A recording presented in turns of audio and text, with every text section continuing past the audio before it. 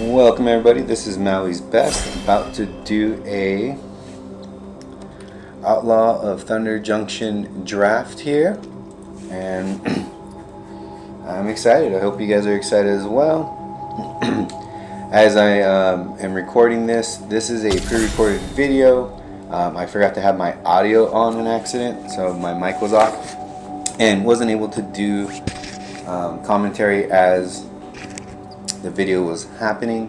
So we are now post recording audio to the video, so we're also going to be watching this with you and kind of going through the things I should have done better, draft picks I should have possibly prioritized, the shoulda coulda would have basically, but yeah, to help kind of get an understanding of what I was thinking and what I should have did better, just learning also from my own mistakes, because you know, no matter how often you try to play perfect, we're always going to make mistakes. We're going to overlook some things or overthink some things, and I feel like that's just also life in general.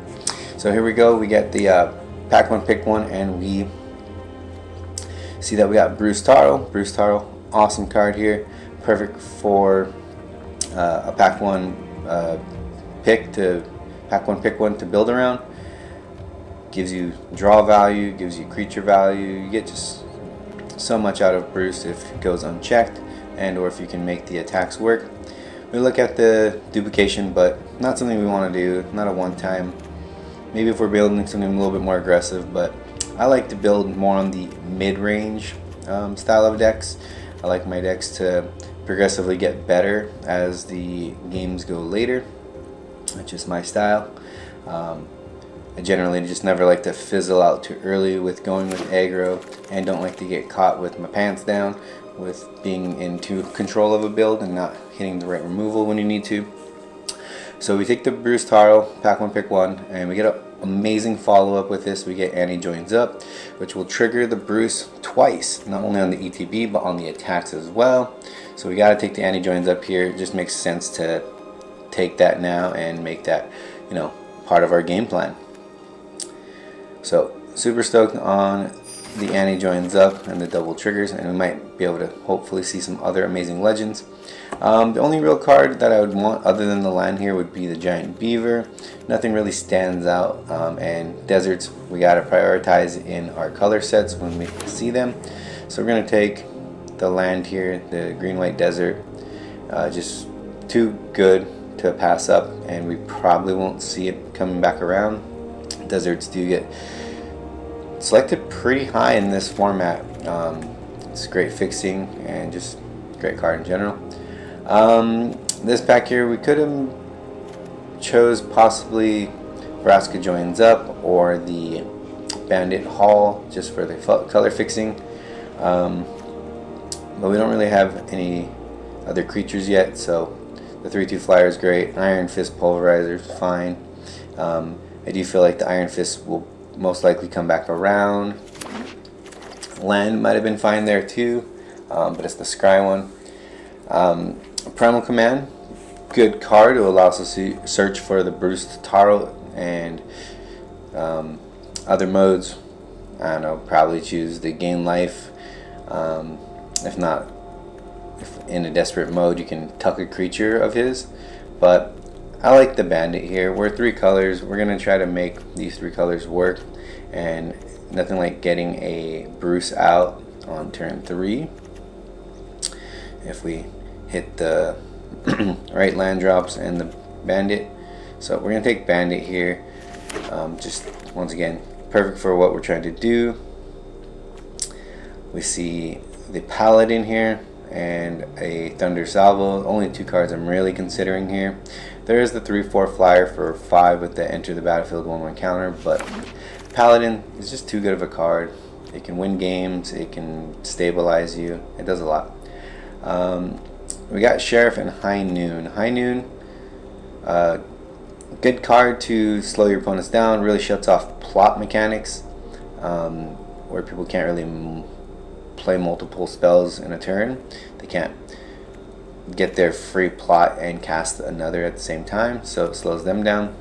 And of course it has this ability to destroy pretty much any creature in the format with, you know, toughness 5 or less. And that's quite a bit of things. You know, if we're dealing with a bomb, then we're dealing with a bomb. We do have a couple decent cards in this pack. Roadrunner is a little bit more on the aggro side of things. It's really between the Lullaby and the Varmint. I lean more towards the Varmint just because there's so much white removal out there that we can get. You know, if we destroy their tether or their lasso, then we get to probably get another trigger from Bruce and effectively counter their removal.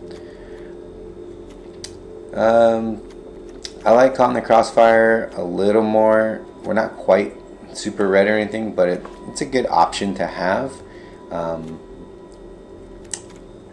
We're kind of in the, you know, we're not going to be any one side as far as the Outlaws go, but if we need it in a pinch, we could potentially bring it in. If we feel like, you know, we don't have enough removal in the deck or ways to deal with things. Wingsmith, fine card, not great. If I personally, if I can find more power level, then that will probably not make the cut at the very end here. Thunder Lasso, great also with Bruse Tarl to hopefully get attacks in. And I kind of predicted the Rascal Joins Up would come around, and we're going to take it here just in case we do end up seeing more legendaries that could really pay dividends from it. But sideboard it for now. I'm not really trying to splash black if we don't need to. And what do we see? Another Bruse Tarl. We are stoked on another Bruse Tarl. Other great cards here would be the Sure Shot and or Sharpshooter.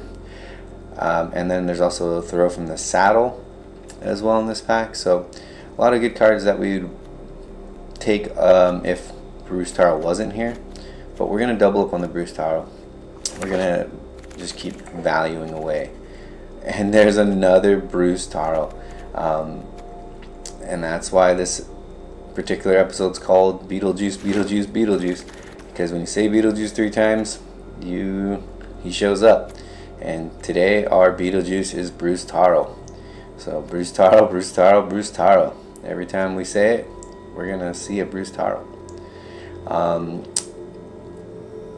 Annex is fine here. Giant Beaver's fine here. We do potentially want to take the Revival here. Once again, I don't really want to splash the black. And I'm not trying to be aggressive, but if we see some good combat tricks, this 2-drop's too good. And we get another awesome 2-drop here. Other cards I would want would be the Land and the Bandit. Those are my top 2 secondary choices. Sentinel is also very good. Sentinel is not usually the card I play that often, but I am, you know, starting to like it more and more. But we can't not take the Steed here. It's just too good when it goes unchecked. And maybe we can find some combat tricks to go with it to really take advantage of what it does. Bruse Tarl, Bruse Tarl, Bruse Tarl. 3 Bruse Tarls. How is this gonna go? I am loving it so far, I'll tell you that much. And yeah, the deck's panning out to be really well. It's a splash of red currently, but the red is for 3 Bruse Tarls and the Annie Joints Up, which are all cards we want to hit. So we are focusing more on the green-white. We don't have any removal yet. We do have another Spinewood, which would be good. And then we have to take up the shield, which also very good for what we're trying to do. But I do feel like we need to get some removal, and we have none other than the Annie Joins Up. So we do take the derailment there. Sheriff or Prickly Pear. I lean towards Prickly Pear more often than not, just because I want it to go a little bit more wide. Either one of these creatures, you know, Stable Master and or the Giant Beaver, are great cards for the deck. We already got so many good 4-drops though that we don't necessarily want to go Giant Beaver. And because we're 3 colors, I'm not fully like sold on the Beast Mount or the Monodork. So we take Pry, and Unfortunately, we get another Pariah, but hey, Pariah is a great card. We'll take the Oasis Gardener just in case we don't get other fixing. Followed up by just the Medic as a good 2-drop to slow down our opponent and help us get to the Bruse Tarls and the other good cards in our deck. And it actually, you know, works really well against any X1s, 3-1s, and 1-1s, of course. It's a great, Medic's a great card to slow your opponent down, especially against those pretty aggressive early builds. Nothing that we need here in the last pick or second to last pick. And then we see, let's see here, another Any joins up. We want to take the Any joins up, but we see another legendary here, and the legendary that creates treasures, which could be helpful at times as well. And just, we're gonna get double treasures with the first Any joins up if we already have it. And yeah, I think we are down to get the treasures here, and we have a lot of creatures with power 4 or greater that will work really well with Jolene. So I think we opt to take just the Jolene here and hope that the Any joins up comes back around. Oh man, such a good pack here as well. We get a green red land, which I would love to prioritize. So we got a bandit, which I would love to get as well. Oh, we got the Buried in the Garden. Also amazing card for our deck here. Fixes and is removal, which we don't have, once again, a lot of solid removal. We just have the Derailment, and we just have Any joins up. So, and we love, you know, I like the one that creates a bunch of varmints and the posse, but it being a hard choice, we still end up taking Buried in the Garden here. We need to have that removal. We got another varmint, a sheriff, and of course the Great Train Heist. So Great Train Heist we are going to take here. Great combat trick, perfect for what we're trying to do with the Bruse Tarl and the Steed. Also another tough pack. We have removal, we have a Pickly Pear, and then we have the Bandit. Once again, I'm gonna take the Bandit here. I just feel like, once again, we want to have the ability to cast all our spells. Sure Shot, pretty easy choice overall, but just to kind of go through the process, we have another Derailment, we have a Giant Beaver, we have the Outlaw that has Infinity for Outlaws, which we don't have a whole lot of Outlaws. We're not going to really, like, I don't know. He's a great 4/5 trampler, but I like the Great Shot more because it allows us to play Bruce, potentially get a single or double trigger, depending on if we have Any joins up or not, and then an instant follow-up attack. We can take the Varmint here. We got a lot of creatures, or we can take the Naturalist. I know a lot of people like the Naturalist, but I personally, I love it. It's a great value, and a lot of times you're not going to just hit your bombs, but I hate milling my bombs away. So I'm going to take the thing that gives us treasure and fixing. Holy Cow, and or the Entertainer. I want to take the Entertainer, but I just feel like it's too hard to pass up on a probably pretty common 2/2 flying double strike. It's perfect. We get the land here for fixing, so now that gives us red, white, and green, white. Pretty stoked on that. Love to get more fixing for the deck, but pretty happy with at least 2 different colors of fixing. We get a Stagecoach to top things off. Deck's really coming together. I'm liking the combination so far of the Naya colors that we're in. It's looking pretty solid. We got 1, 2, 3, 4, 5 awesome playable rares. Once again, it's either all the cards that we wanted the first time around came back around pretty much. Minus the land. And I think we just gotta take the bandit here. It's just, we want to be able to cast everything. We got a sheriff, rewarded with a sheriff now as well. And nothing here that matters. Salvo. I almost took that on accident, but realized salvo. Might as well just have it just in case. And there we go. We have our deck. Let's put it together and see how it does. But I'm not gonna lie, it looks pretty sick so far. Alright, we gotta cut down. Generally, we don't mind getting down to like 41. So sometimes I really have a hard time like deciding what creatures to cut.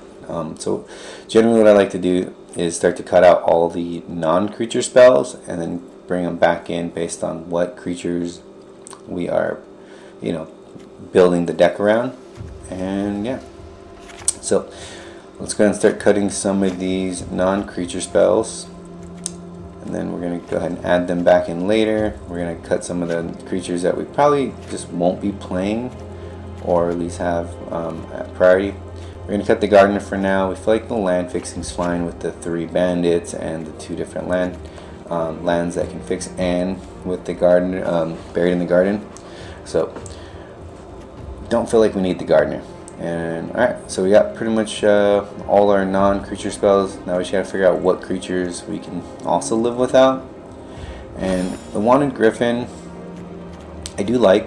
We don't have very many flyers, so we probably should think about playing it. But our 4-drop slot is so stacked, and it, to me personally, just feels like it's the least powerful of the 4-drops and least impactful of the 4-drops.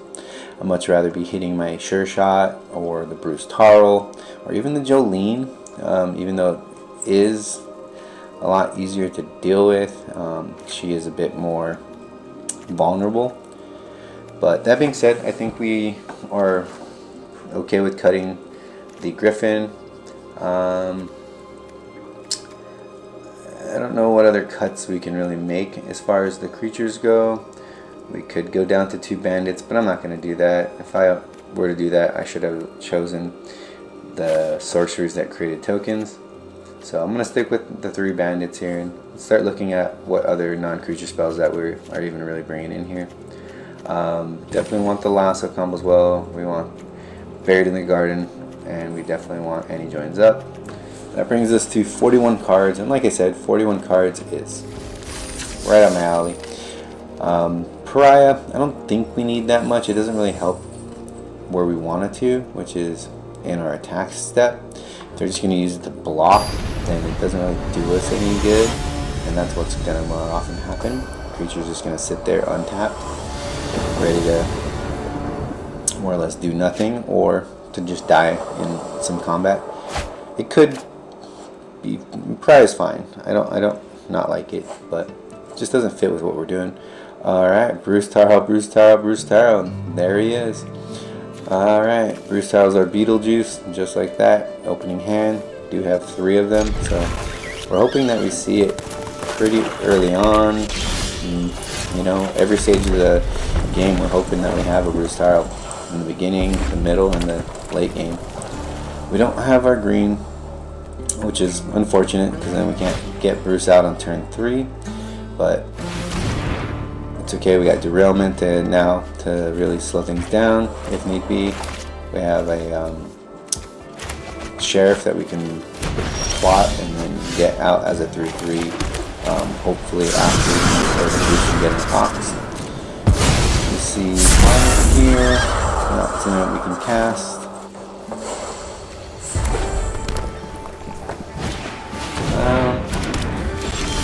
Yeah, I don't know. Let's see.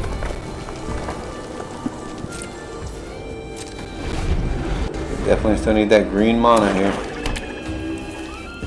But we got derailment, so we can stop his 4/2. Hopefully. Well, that's also not bad for us, but just not good. It's a good card. We can trade with pretty much anything that we play, which is annoying. And as much as I want to kill the 3/3 Rattleback, we gotta take out the the lizard here. There's no way he doesn't get any value from it. Oh, we got our green mana, that's great. We could go Sure Shot, we could go Varmint, but I think we just go ahead and do Bruce. Like we mentioned before, or excuse me, we want to do the Sure Shot here. Then we can follow up with Bruce and then the Sheriff, and hopefully have it come out as a 4/4 that they all have haste. But even then, we get to play the Bruce and attack with the Bruce, like right off the bat, which is nice. And if we're lucky, we can either steamroll into another Bruce, which obviously if we have a Bruce out, we don't want to exile that one. But if we can draw another Bruce, then we can be attacking confidently that. And sure enough, Bruse tarl, Bruse tarl, Bruse tarl.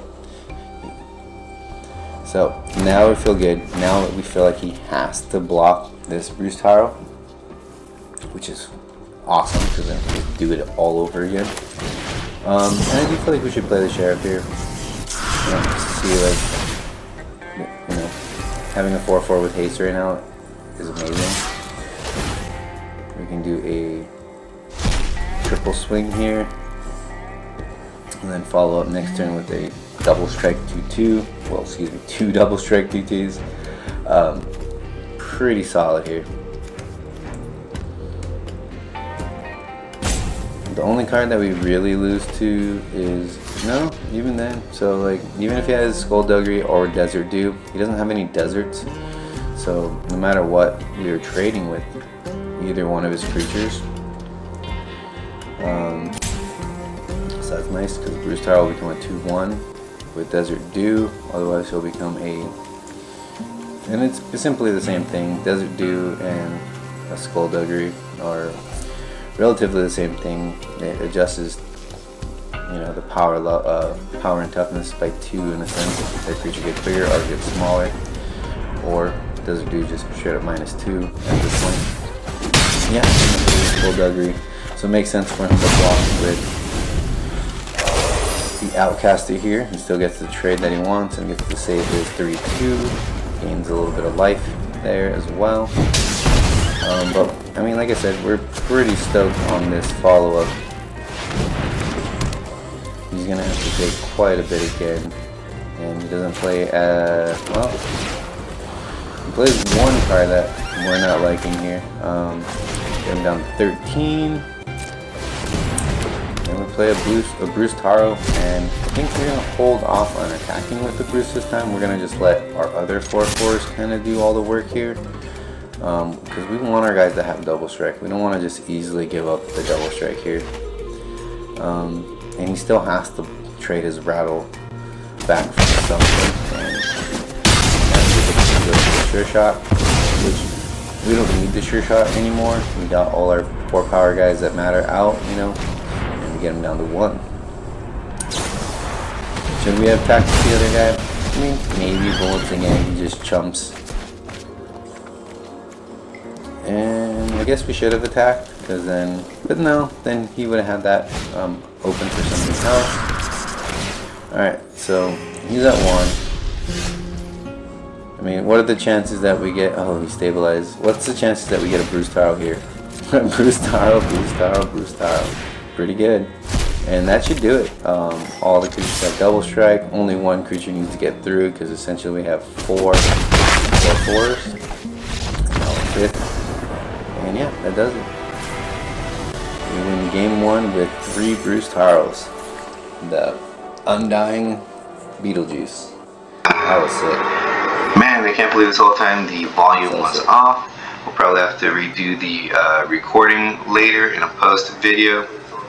Anyway, as you guys can see, we drafted a pretty fun Naya deck, running into 3 Bruces in this draft.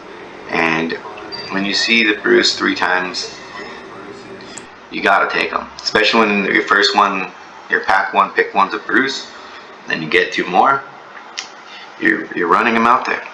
Alright, so this is fine. Unfortunately, we don't have our 3rd color, but that's fine. We'll get there. I know we will.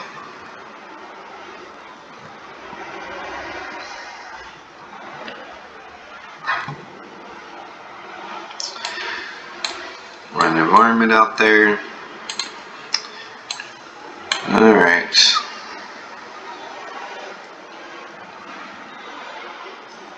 Yeah, we can take the 1. Let's see what his follow-up play is.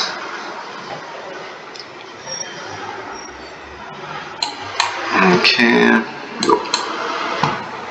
Pickly pear. No attacks.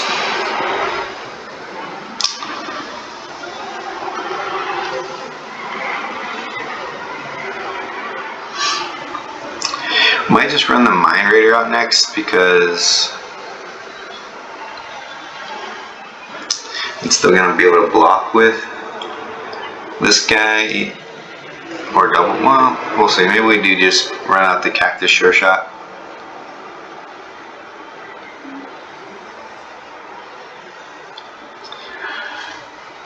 But yeah, unfortunately, Mike was off for that first game and the draft part. So we'll see. Maybe we just do a. So like I was saying, we then added the audio after the fact because we realized that we weren't recording. So yeah, now we're back to the post-recording audio, and yeah, we Bruce tarl, get our Bruce here. But we're going to start off with the Mind Raider. We're going to get the treasure. We're going to have a good blocking 3-2. And we're going to have 1 up for the varmint. The question is, do we want to let him attack into us first and then remove the enchantment? That way we can for sure kill that 3-3. But he gets moved 3-1. Or do we kill it beforehand? I think we're just going to kill it beforehand. That way, you know, unless he has another way to make it a power 4 or greater, then he probably won't attack with it this turn. So we're going to do that instead. I think that's the best play for us. Buys us an extra turn, which we've already taken 9 damage, and he has no good attacks now this turn anyway. He doesn't want to trade a 3-1 for a 1-1 or a 3-3 for a 3-2. That in the long run can give him more monetary value. And alright, let's see here. Not a bad follow play, but once again we got a good blocker for it. We were going to run out the Bruce here, but I feel like the Steed is better right now because of the first strike. So I think we just opt to do the Steed. But Bruce is good too, but I don't want to trade the Bruce or put the Bruce in harm's way, but we got 3 of them, right? So we want to go a little wide here. So like if we go a little wide, then he may not want to attack still. Unfortunately, we didn't get the 2-2 Ox, but I feel like we wanted to utilize our mana best. And putting out the Steed would have been fine, and we could have also had great Train Heist up as extra protection if need be.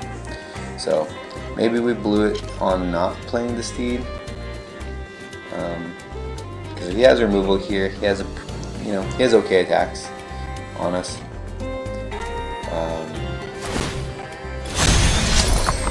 Alright, we're gonna saddle here to get the value. Unless he has a trick, then we just kind of got to go for the trades here and hope that there's no trick involved. That he's just doing it to trade and get a 3-1 at the end of the day. And luckily, the turn from throw from the saddle is going to happen post combat. So let's get that. But yeah, we're going to take quite a hit here. We're going to get left with just the 1 creature most likely.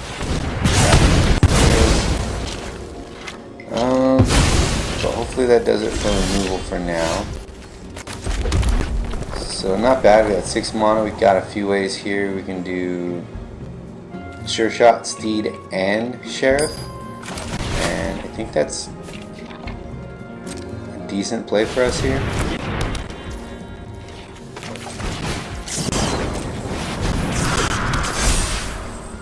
Oh, that's right. I forgot. For some reason, I thought the Sheriff was plotted.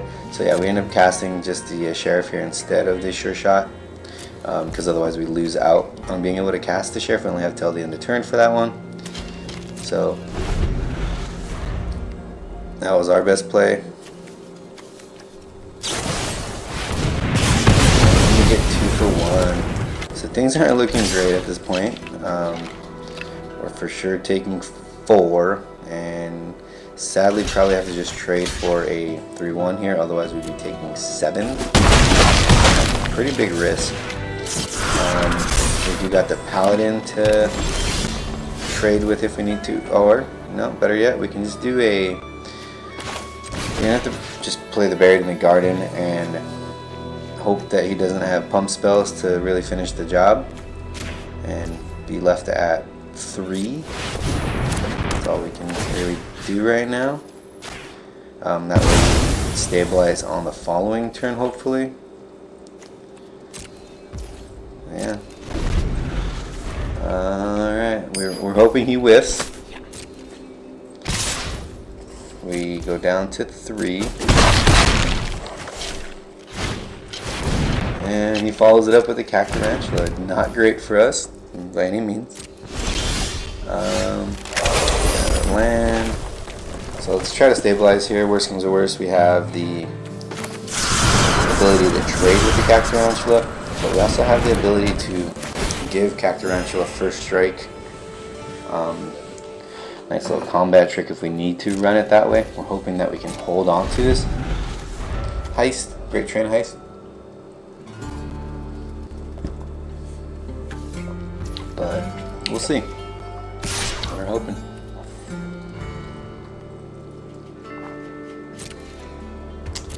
Gotta take the 1. Obviously, trade a 5-1 with, or a 5-4 with the 1/1 Death Toucher. He gets more creature on board. We're hanging in there. Alright, we get the 4/4, and we feel like we should run out this 3/3 as well. Because if we just have 2 blockers, it doesn't take much for him to,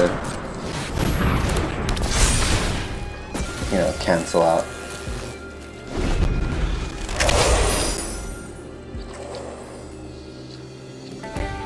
Alright, let's see. We're in a tough spot, but I believe we can pull it out.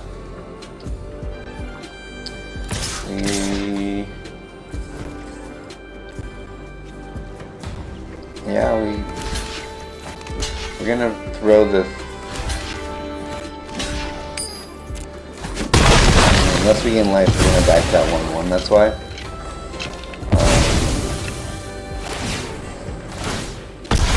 We should have just traded the 3/3 for the 3/1, but I mean, who knew? Who knew? So now we're in another tight spot, and with no Bruce here, which is unfortunate. We're gonna hold up this line as a bluff, but man, things aren't looking good at all. We need to, if we hit any joins up, that would be fine, because then we can at least kill something as well. If he attacks, then we're just gonna have to, yeah, we're gonna sacrifice the Great Train heist and hope that he doesn't have something to back up his play as well. If he has Gold Rush, we're kind of bummed. If he has any pump, then we're kind of bummed, but it worked out for us. We got to take out his creature here. Here's another land. I mean, he could attack into us and then just be down 1v1 creature, but I don't think he wants to do that unless it's lethal. Awesome, and then we get any joins up. Awesome card first here. I think we should take out the 3/4. Just We don't have a lot of flyers anyway, so the reach isn't relevant to us. The toughness could be. And yeah, we gotta wait. Hope he just keeps whiffing. And we gotta hope that we hit a Bruce. So, alright. Bruce tarl, Bruce tarl, Bruce tarl. Come on, Beetlejuice. Let's go, Beetlejuice. If we do hit Bruce tarl, we're gonna get double triggers as well. So we either get to cast a couple things. It's not bad. This is, you know, buys us some time. We actually hit the flyer that now we kind of wish we killed the 3/4. But that's okay. We got a little bit more life and a good blocker here. Alright, let's scry. Bruce tarl, Bruce tarl, Bruce tarl. Nope. Oh, gets us a little closer. Come on, Beetlejuice. There he is. Beetlejuice. Alright. We're gonna get the double trigger here. Let's see what we get. I mean, we'd be happy with land, bandit, and the stagecoach. I mean, yeah, I think we do go both. Just play them both. We get to attack with, because that way if he does block, then we attack with Bruce next turn. Which we might just have to do anyway because we have the trigger. But we're gonna play the stagecoach now. We're gonna attack for with the 2 creatures that have, you know, now have vigilance and ++. So that's 12 and another. That's 6 and 6. So that's 12 damage. He decided to do nothing about it. And of course we would have been happy with that block. Now he's down to 7, and the tides have changed. We went from looking like we were going to lose this game to looking like we're probably going to win this game. I mean, we get to attack with our everything and just get double triggers. We lose our cow, our holy cow. That's okay. But we still got a lot of power on board here. He gets a goal, not bad. We get a land. And let's just see what 2 creatures we can get here. We might as well see what we get. We probably should attack with the 1 here as well. We would get an extra point of damage. But just in case things don't go our way, we need to block. Let's do that too. Oh, there's a land and an annex. Pretty solid here. I can't see him not taking out the Bruce here. Yeah, that makes more sense. Take out 1. Maybe we should take out the Outcaster, because Outcaster can get bigger after time. But looking good. We got him down to 2. Even if he plays 1 creature, he's dead. He has to play a creature and a removal spell. And yeah, doesn't get there. So we are now 2-0, and that was a crazy game. We did not look like we were going to be able to win that one, but we got Beetlejuice. Some weird things can happen. But yeah, Bruce tarl with the Annie joins up. Awesome little combo there. So much value. Alright, let's go. Bruce tarl, Bruce tarl, Bruce tarl. Let's see if we get our Beetlejuice. And there he is, Beetlejuice. Oh man, no green. 4 cards with green mana. But we like to gamble. I'd much rather take the gamble and hope to get the green mana than mulligan and still have 1 less card and potentially not still have all the colors. We got so much gas in hand. If we can get that green mana, we're looking so good. Alright, they got a bandit. Ooh, yes. We get to play bandit out as well. So now we can turn 3 pretty much either sure shot or Bruce. Bruce we will do if we feel like it's not in threat. We got Paladin out next turn. Yeah, I think we go for the value with the Bruce now. I think that would be the best, but decisions. We could do sure shot and then Bruce next turn. Yeah, and I think that's good too. We get another land. Alright.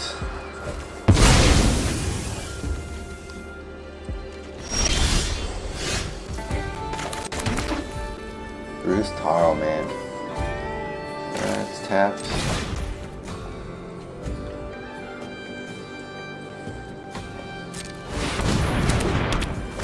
Should we tap that Animist though, man? That's gonna be a pain.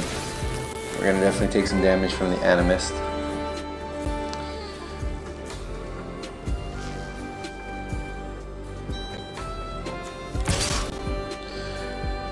Probably should have attacked with both here, but we just opt to attack with Sure Shot, hoping that he's gonna trade with it. Obviously not being a great trade for him, but hoping that he traded. Realized it wouldn't be a great trade for us either, because then we don't really have a lot of ways to deal with the 4/5 flyer other than tapping it on a couple turns. But sure enough, he doesn't block, so we get the 4 damage through. He probably would have blocked the Bruce if we were to attack with Bruce. And as you can see in the previous games that we played, we can just charge with Bruce. We're gonna see him again. Just go Beetlejuice, Beetlejuice, Beetlejuice, and there he is. Bruce Tarl shows up.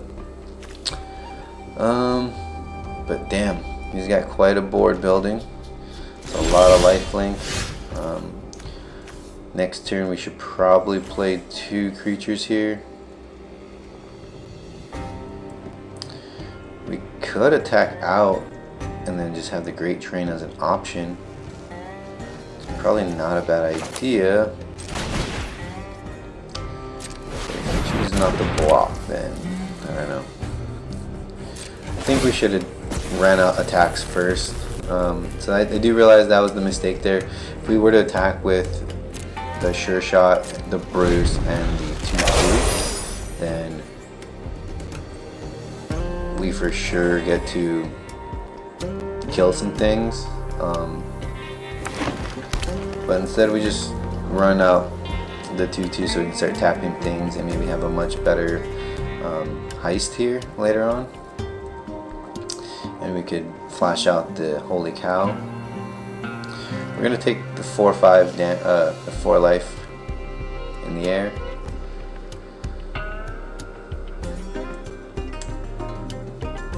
And then just start following it up with taps. Yeah, realizing we can definitely have used that Great Train heist more aggressively. Once again, this is a post reporting, so there's a lot of things I'm gonna point out that I wish I should have done, and yeah, I wish I did attack now, and then just use the Great Train heist in response to any blocks, depending. Because then yeah, now he's pretty damn dominating position here. He's gonna gain a lot of life. 9 for that fight. And then another 9 in the air that we can't block either. Putting him at 37. Ouch. That's quite a swing. And we go to 11. Game 2. Go to 13. And yeah, now we gotta trade. That's gross.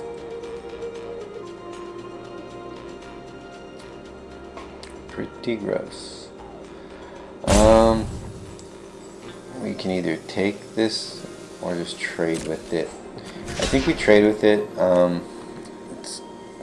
because then, yeah, I don't know, but then we need to be able to block the, I think we gotta take all this.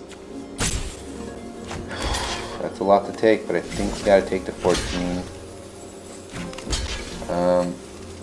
We don't have good blocks here, so, and he knows it, and he's willing to trade that for that.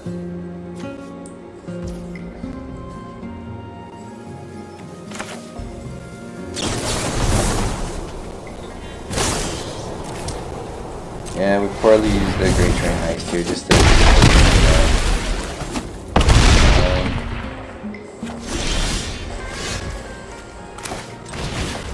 because at least we can start tapping down his guy and not have it be a big deal.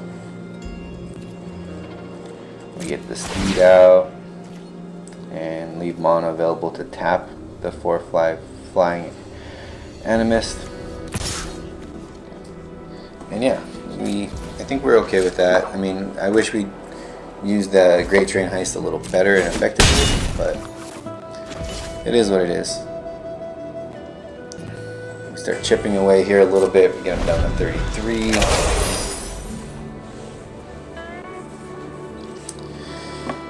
And at least we can tap him down. He's on top draws, so maybe our draws are going to be better. After all, we do still get anti-joins up, which will flat out kill it. And then you see another Bruse tarl. We'll start to gain value. Should have tapped my mana with the bandit, but it doesn't matter that much, at least right now. But in the future, gotta use the bandit to tap it. Basically, we'll make it cost 1 in a way, because it untaps from the trigger, committing the crime.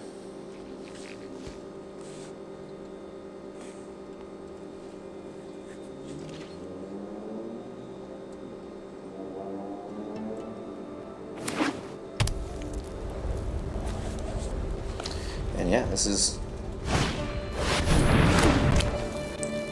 looking just, you know, it's starting to look like it's going to be in our favor, so stoked on that.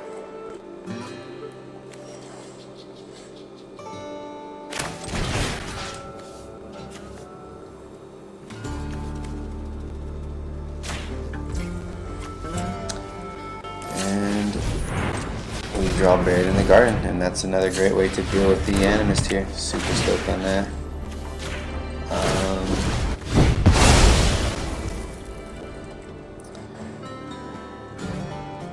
I mean, we gotta get rid of the 4/5, because even if it comes back, then would it still come back as a 4/5? Well, depends on how he destroys the enchantment, I guess.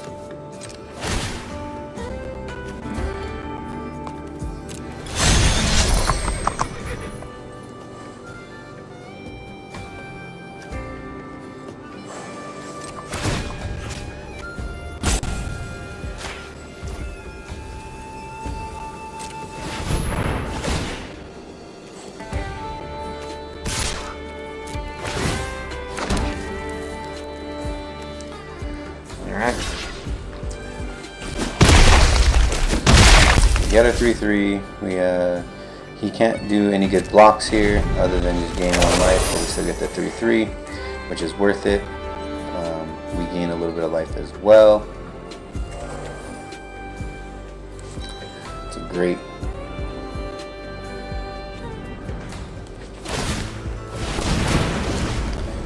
play for us. Many of those 3/3s we can get out, the better. That's fine. He can prevent us from blocking with it this turn. He's got enough life to spare, that's for sure. And we can handle taking 4 in the air, potentially 5 in the air as well. Well, we can take 4 in the air. The 1/4 we can't block either. I guess we'll take 5. Yeah, that's right. I forgot we can't block with the 3/3 flyer.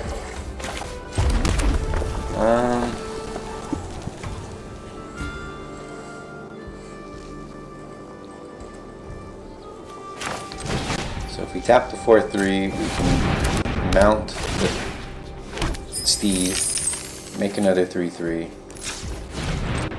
and we can mount it with the Mind Raider and the Ox. So let's tap this down.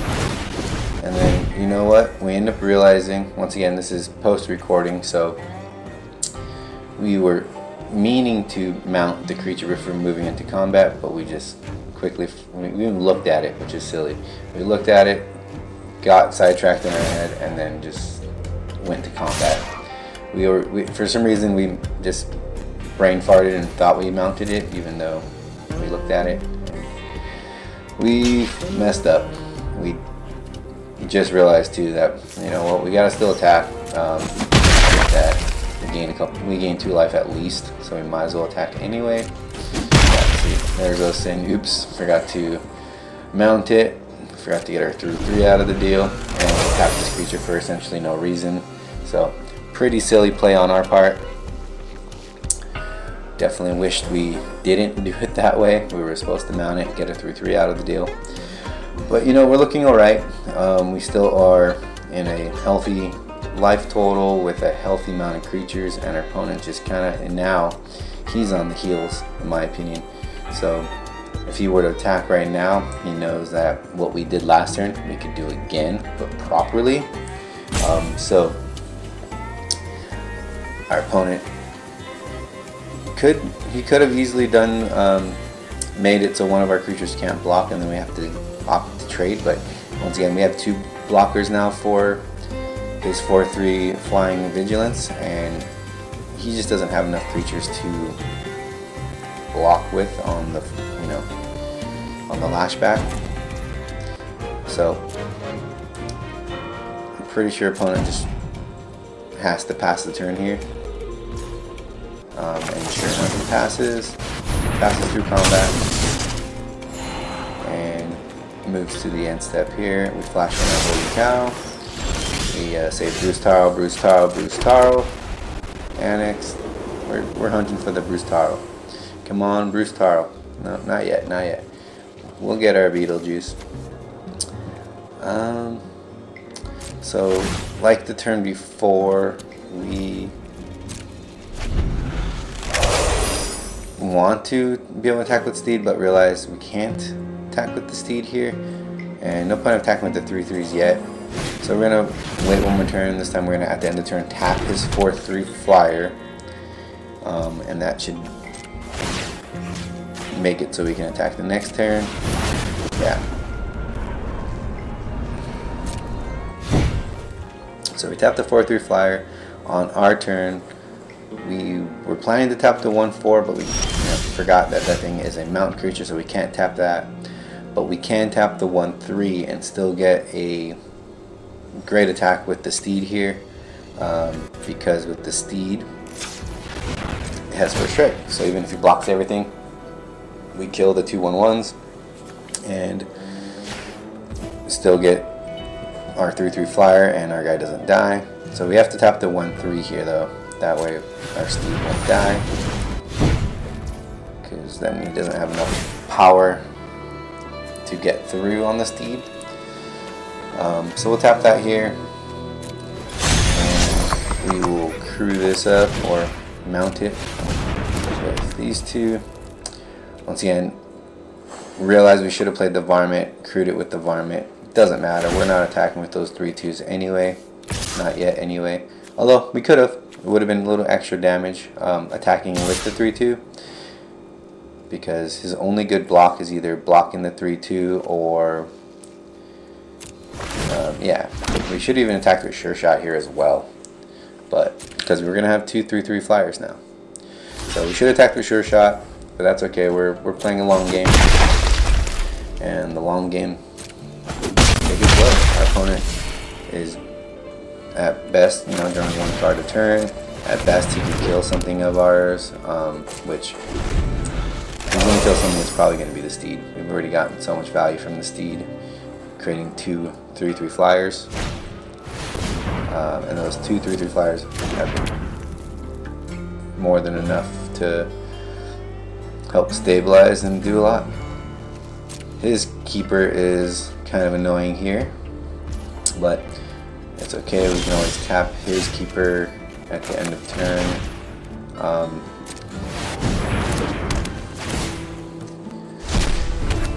Oh, there it is, that beetlejuice. Alright, Bruse tarl off the top.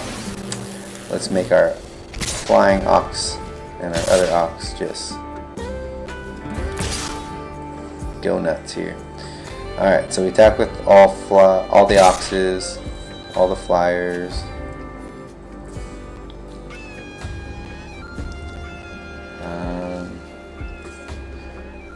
We didn't do the... We forgot to crew or mount the Steed, but that's okay. I think we kind of want to just see if he's willing to do any trades here.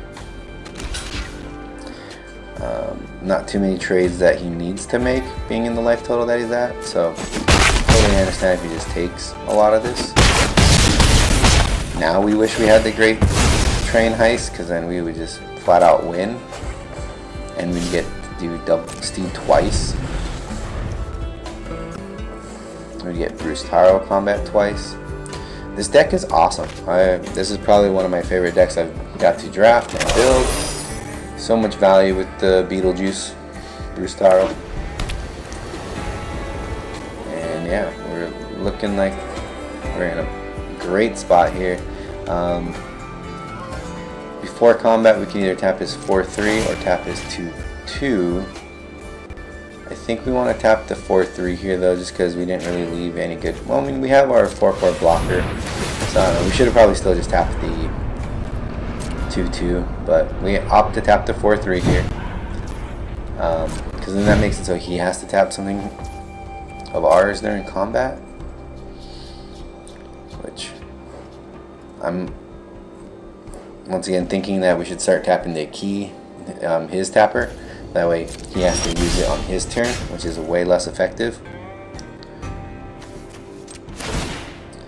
But yeah, we love this spot. We're going nice and wide. We've stabilized. We got Bruce. We got Steed. We are going to crew this time. We're going to force him to decide whether he wants to tap the Bruce or tap the Steed, whichever, you know, whichever he doesn't want us to get more of. 3-3 flyers or 2-2 double strike oxes. But we're gonna get another token here regardless. And after he taps one of the two, he doesn't have good blocks again. He's left pretty wide open. He ends up tapping the Bruce, targets the Bruce, and once again, like I said, that's okay here. That leaves us open to getting another 3-3.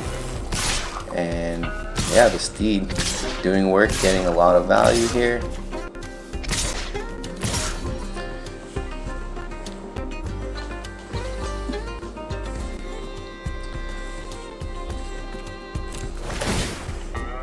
Just kind of attack with everything, other than we'll hold up the 4-4 flyer again still.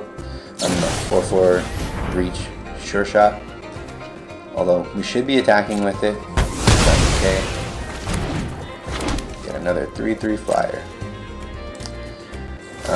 And clear, steer clear.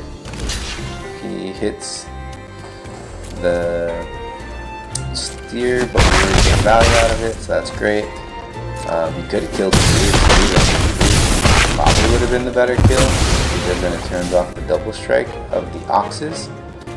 But hey, like I said, we are absolutely stoked on the double strike. We reduce him down to 15 life, 16 life after gaining 1. And yeah, he once was at 37, so now things are looking to be quite a bit in our favor. Loving our position overall. This is looking great for us. And yeah, opponent gets overwhelmed. And there we go. We are now, I believe, at 3 wins, 0 losses. This deck is looking absolutely amazing. You know, just Bruce tarl coming in clutch. But that Steed also doing so much work.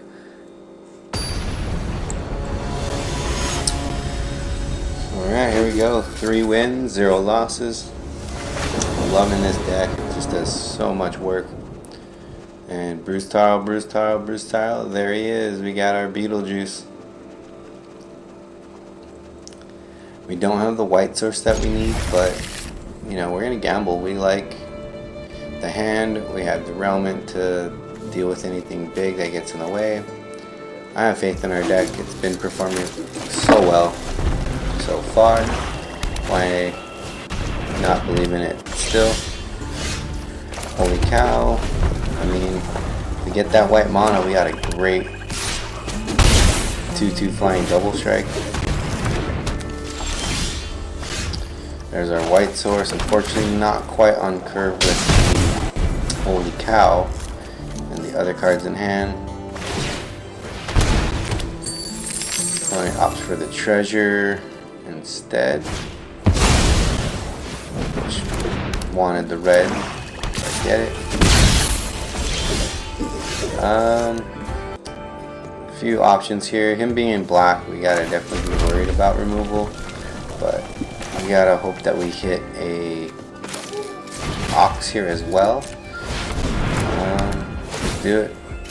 And we have good attacks with the Realmant, but now we probably just want to play the Prickly Pear, otherwise we lose value there. Definitely want to play the Prickly Pear. I mean, I knew we were going to run into removal most likely there. So next turn we have 5 mana, we're going to play Prickly Pear and also play the plot the Warden, the Sheriff. Plot the Sheriff, play Prickly Pear, and then hopefully be able to have a 4/4, maybe a 5/5 Sheriff, depending on what else we draw. Because we could go Miner into the Holy Cow.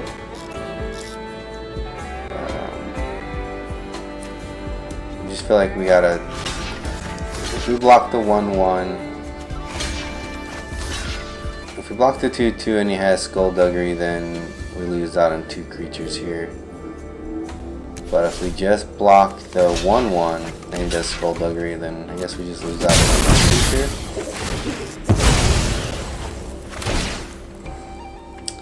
No Skullduggery, no trick. Just really wanted to get his dude out. We could still do 2 creatures here and just have a 4/4 Sheriff, which I'm fine with that. When we get to save our treasure token, if just in case. Now it's 5/5.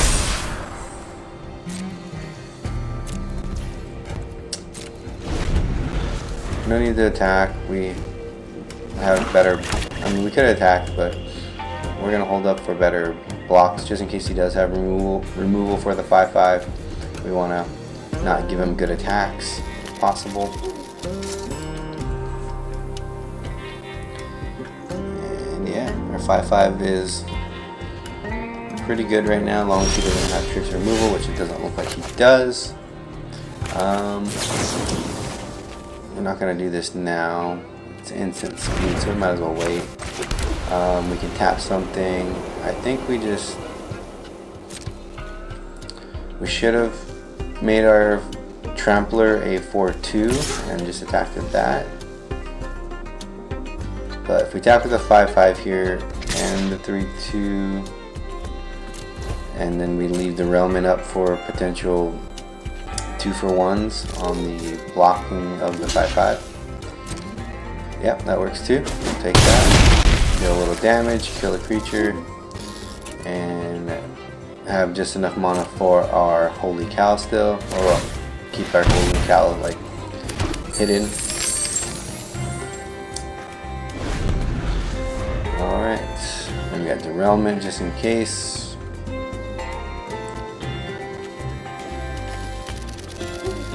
Alright, so what does opponent do here?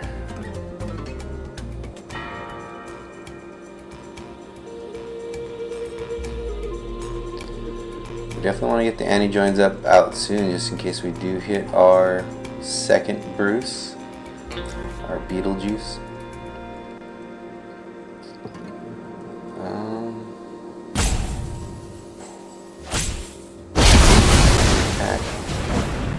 Crackle with Power. He's going to try to deal 10 damage to us.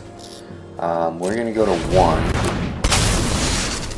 And for whatever reason he targets his guy, which I think he just was trying to troll us and think that we were going to win. Or I'm thinking he was going to win and that we couldn't gain life. We're going to go to 1 here. We're going to take out his 3/2.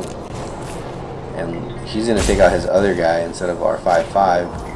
Once again, I think he was just trying to troll us, but as you can see, that didn't pay off very well for him. And now he's in lethal, which, awesome. We have lethal on board, 1, 2, 3, 4, 5, 6, 7, 8, 9, 10, 11, 12, 13, 14, 15. We had 15 damage coming his way. And either way, but yeah, we wouldn't have had lethal if he killed the 5/5, and we could have just lost to a desert if we had any more in the deck. So that worked out very nicely.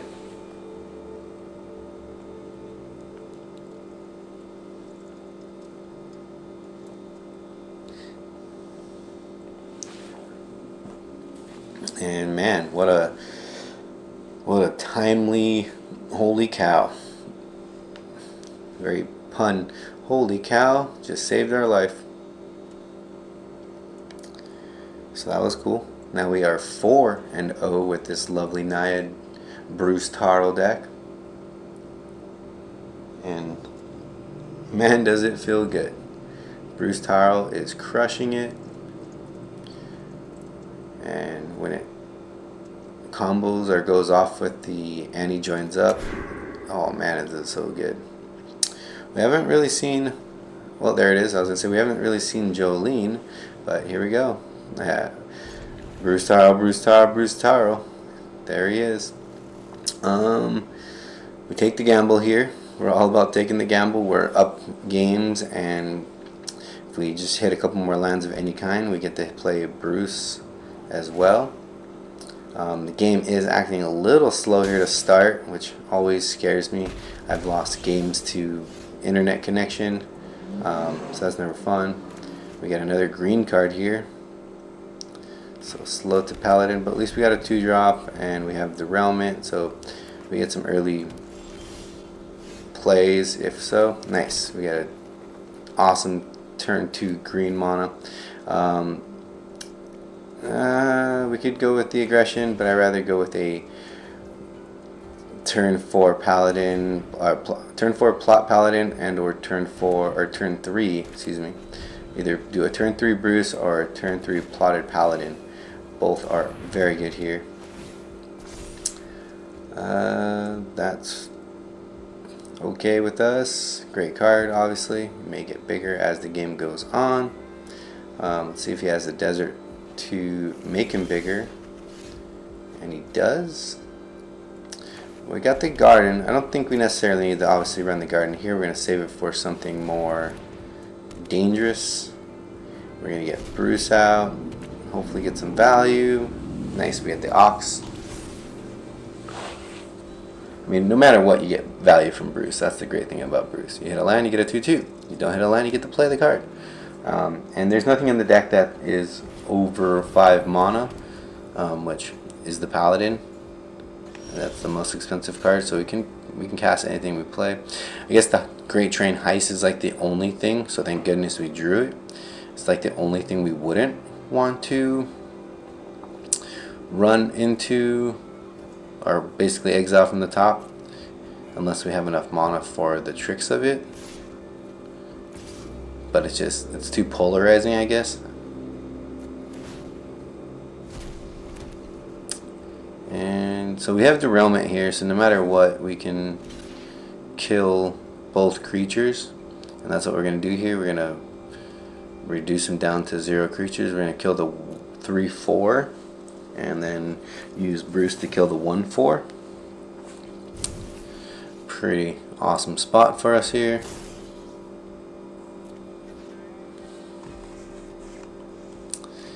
And yeah, kill the 3/4, have Bruce do the rest of the work. And we have 2 mana to play Annex right after. I mean, it's a pretty solid, and yep, that's a scoop. Right on, we'll take that. Clearly the opponent not in a good spot anyway after that, and we would have had just so much power on board. 2 double strikers plus a 4/3 plus a 3/1. All looks great. Alright, well now we're 5-0. 5-0, looking good.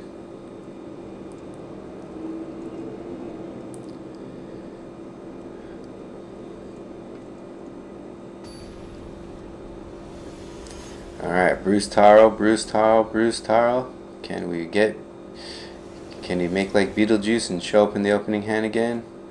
Let's see. Bruse tarl, Bruse tarl, Bruse tarl. No Bruse tarl. But we do get the Jolene here. We got all our colors. This is an amazing hand to start off with. Really loving this. Alright. We can curve out into anything. So we're going to deal 1 damage here. Great thing about the Bandit is we can play the tap lands later and still be on curve. But we're just going to get that out of the way now. I mean, no reason to really hold it up. That card is good. We will run out the bandit here.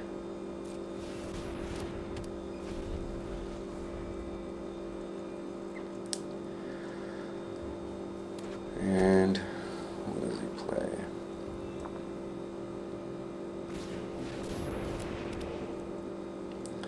Oh man, such a good follow card. He gets to gain life and draw cards. And then hit for a lot potentially. Which he just hits 2 lands, so it's still just a 2/2. I think we hope that, I mean, we probably should play the Jolene here and then trade with the 2/4.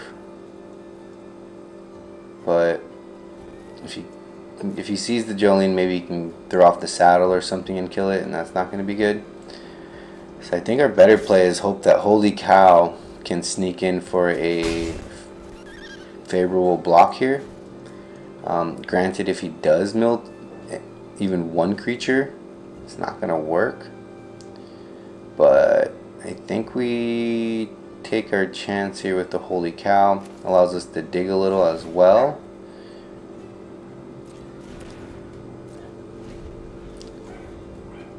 Yeah, we opt to just do the Holy Cow play, and maybe we can dig to something a little bit more favorable as well.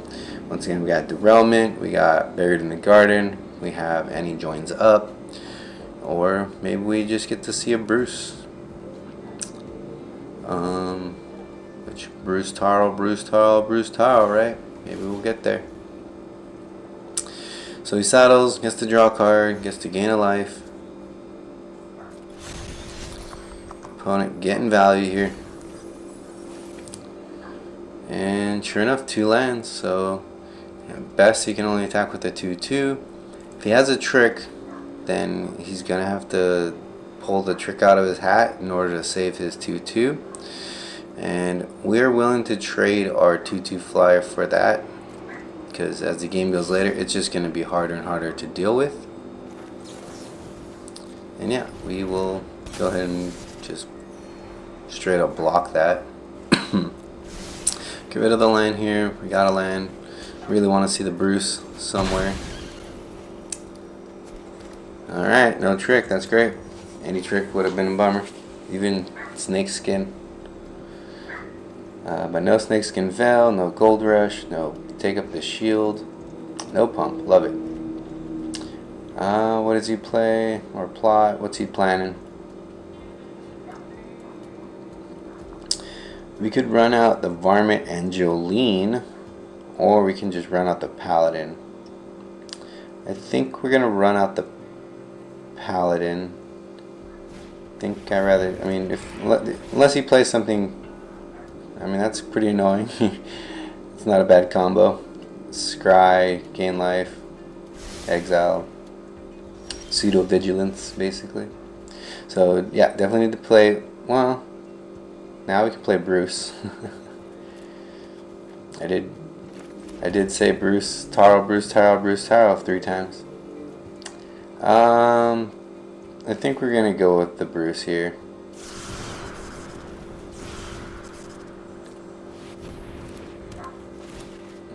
I lied. We go with the Spinewood here. That way we could bait out some removal potentially with this,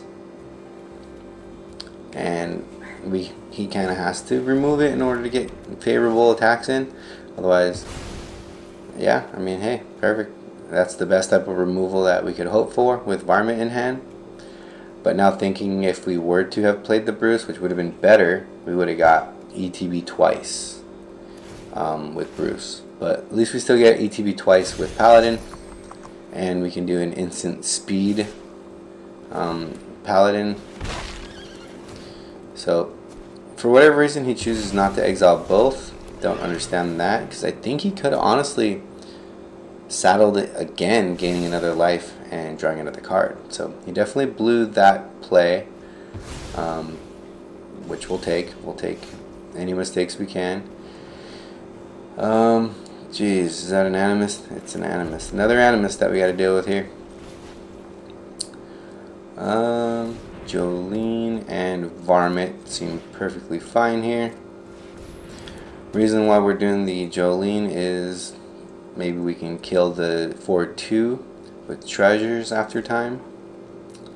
But otherwise, yeah, we can get our 5/4 trampler back at the end of turn or in combat, depending what he does. Either way, he's gonna probably gain a life, draw a card, play the Animist, and play much more. Yeah, I'd say, I mean, he does have obviously a lot more cards in hand, but because of Bruce, we also have, in ways, extra cards in hand. So maybe we will get there, just maybe. Alright, well, let's see if he forgets that we can instant speed Paladin back into play. So hopefully he attacks with a 2/4 and has no backup play to it. Hopefully.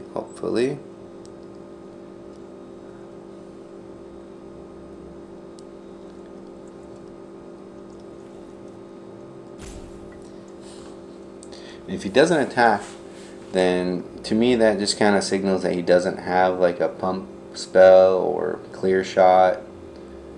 Yeah, clear shot would be bad for us in combat, because he gained life from the Animist and just deal direct damage. Interesting, he does have the clear shot, but he does it now. I mean, we're super stoked on that. So stoked. I mean, he could have definitely attacked and scryed and killed our Paladin in response, but he did not. That was a pretty big mistake in my opinion on his part. Works out for us because now we don't get 2-for-1, and now we can get our Paladin back, which we'll take. We'll gain that life back, and yeah, pretty stoked that we didn't get pretty nasty 2-for-1 there. Alright, well, we got a Bruce. We can run out the first one, attack with it, and then once it dies, run out the second one. Alright, what do we see here? Annex. We can play the Annex. Might as well.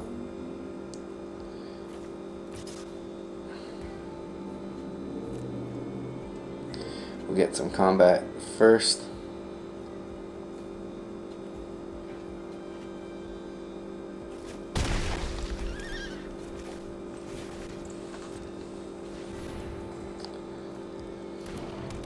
And follow with the Annex. Train.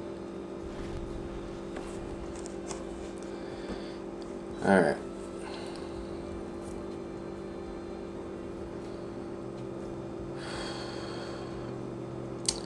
We would love to see Annie joins up. That would be the first ideal card to hit, because then we can kill the 4/5 and then get a double Bruce trigger on the attack, and then another double Bruce trigger on the ETB of the second one after the first one dies. But man, our opponent has so many cards in hand. 1, 2, 3, 4, 5, 6, 7. He has a full grip right now, and we just have the Bruce. We got double Bruce though, which not a bad place to be. I'm definitely stoked on the double Bruce.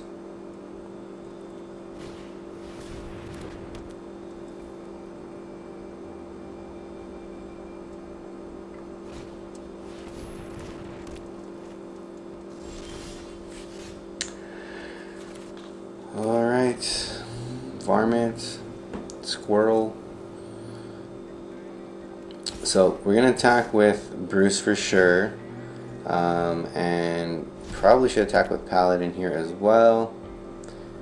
Whatever trades he wants to make. He doesn't have any good ones other than trading 2-for-1, or either the 2/4 for Bruce or the 2/2s for Bruce. And those are also just favorable blocks for us. And that's perfect because then we can run the next Bruce out and then get immediate value again. But man, this is a tough spot. He's going to keep gaining 4 life while we're barely dealing 4 life. We 1, 2, 3, 4, 5. We got the mana for the Great Train Heist though, so that's something. If we can draw the Great Train Heist, we might be able to just win out in 1 turn. And that might be the only way to win here.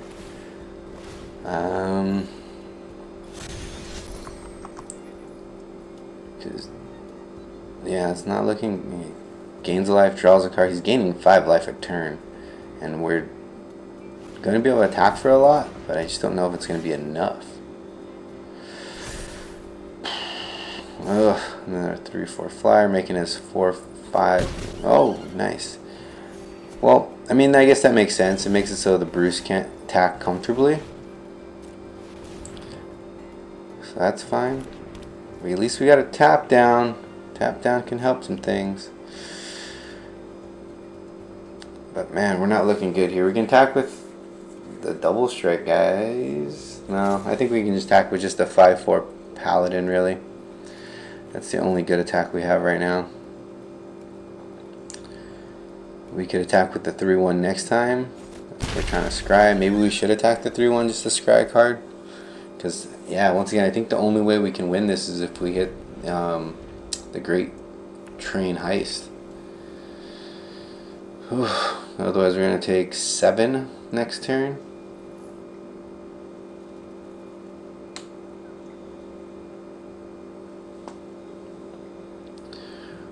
Opponent's been drawing so many cards. This game doesn't look like it's going in our favor either, considering how well we've drawn as well. But once again, opponent just can draw so many cards over the time span. Two cards a turn, 2 cards a turn.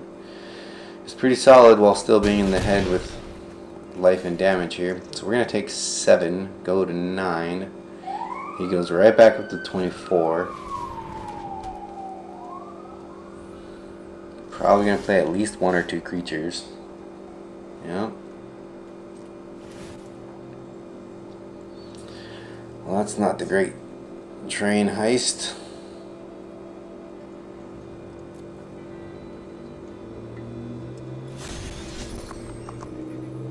So once again, we really need to search for a card here.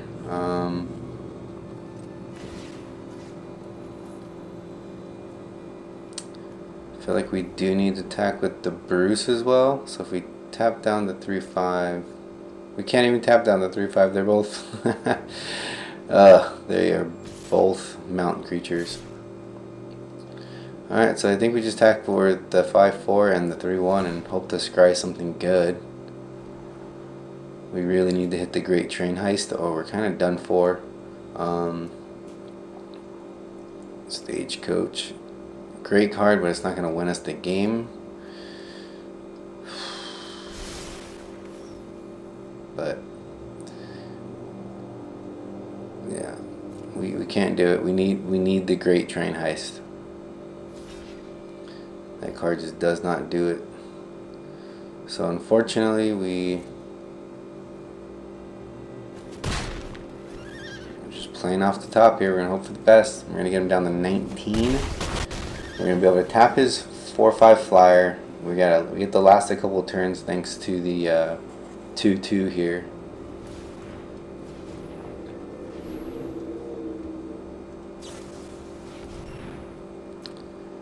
Oh no, what's he going to do? What's he going to do? Holy cow. Jeez. Alright. Goes back up to 21. So we only have one good play here on his turn, and that's just to tap the 4/5 flyer. That's all we can do. I don't even know if we can survive an all-out attack if he decides to go that way. He could give everything trample, which would then take 5 in the air, and definitely a couple more on the ground. Yikes. So he gives himself trample, yeah. If we can survive this turn though, we get one more turn. Let's see how he plays it. So we tap down the 4/5. Have to do that. Doesn't matter. We don't need the extra mana anyway.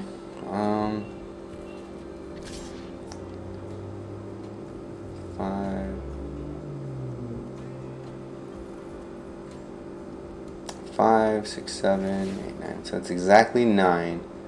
We do have double strike though, so we can just straight kill the 4/2 if he does attack with it and not worry about it. So he should attack with the 3/5 as well. This works out for us. We take the flying anyway, which we were gonna take anyway, but we double strike kill his 4/2, which surprising that he attacked with it, honestly. I guess he wanted to have his guys have trample, which they had trample anyway. Alright, so we have a chance here. We have a very small chance, but we have a chance. And no more creatures. No more creatures. Because if we get the double train heist, that's going to be 6 damage twice. That's 12. And then double strike on the 3 drops. Oh, what is he playing? Alright. Alright, so if we get the Great Train Heist, we're going to be able to attack for 12. Each of those oxes are going to deal 6 apiece as well, so that's going to be another 12. That's exactly 22. Oh my god, we got there. Is this going to be enough though? We can tap down the 3/2. That's pretty much it. And then attack with it the second time around.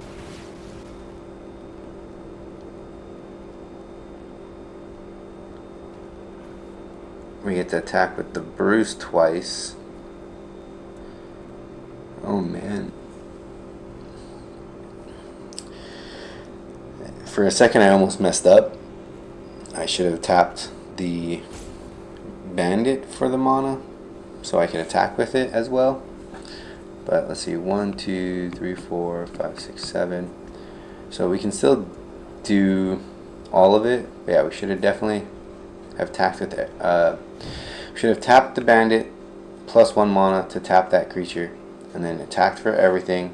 We have 7 mana to do all things. We don't need the treasures though, to be honest. But you never know. We'll take them. Could help. But yeah, we gotta math this right. If he doesn't do proper blocks, then we should have this.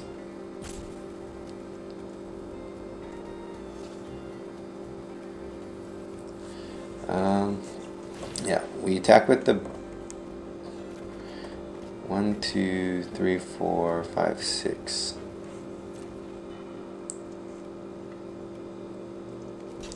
Get another bandit.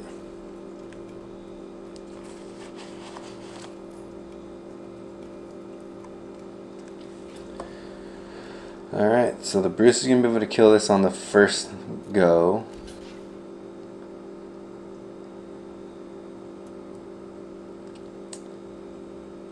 The 1/4 will block one of them, which the double strike will kill them. So 12.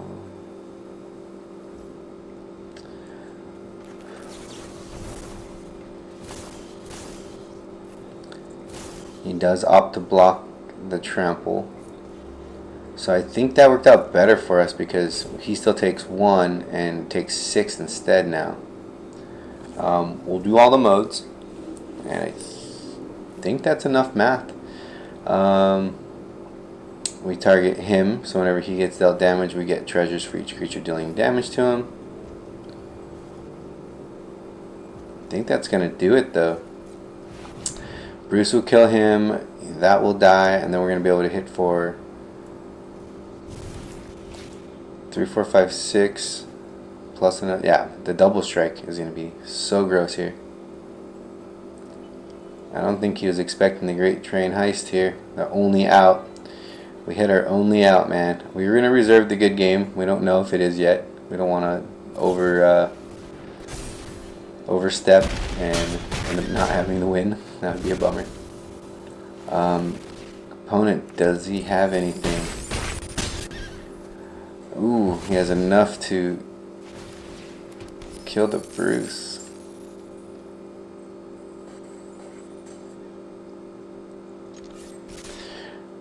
It's okay though, we got enough damage here to finish him off still. Now we just attack with everything.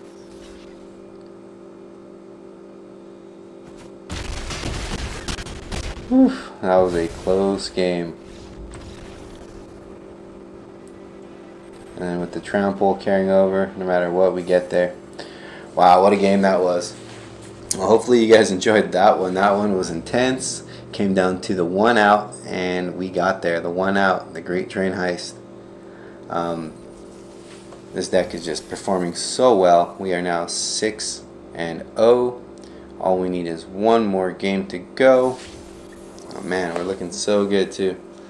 Loving it. Alright, we'll see you guys in the next game.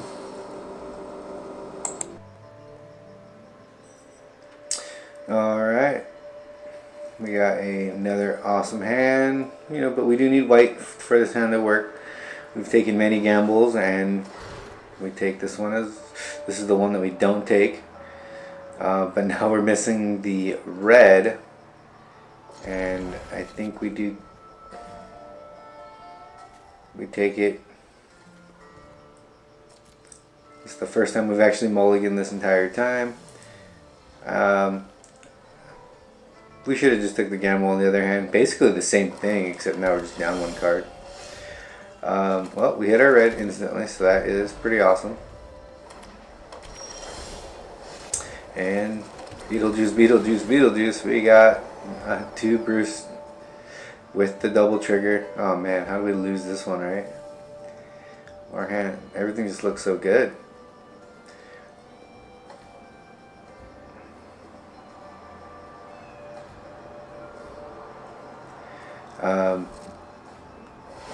Sorry, I had to step away to go do something real quick. Obviously, got a great hand, honestly. All right.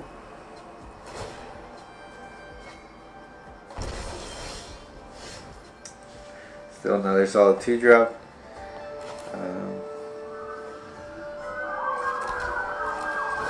Got Annex here. Don't want to trade. I like our tap duder. Keeper. But could trade with 3-1, but it's okay. Baron. Kill the Baron. Start getting double triggers.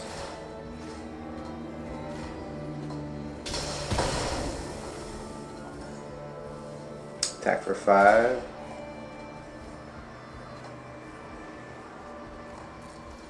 Yeah, no need. We might as well get 5 damage versus scrying.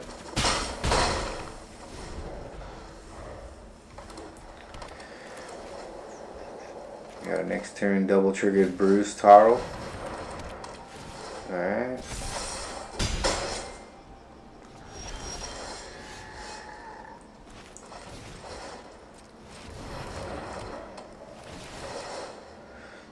Trigger.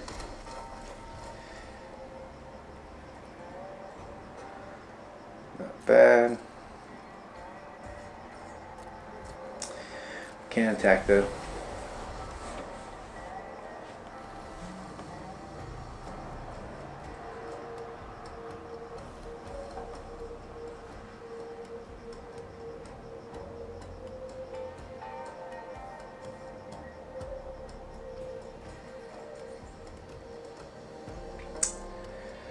See. Alright, so we lose Bruce, which is obviously fine. Especially since we got a varmint, we're going to get double triggers again.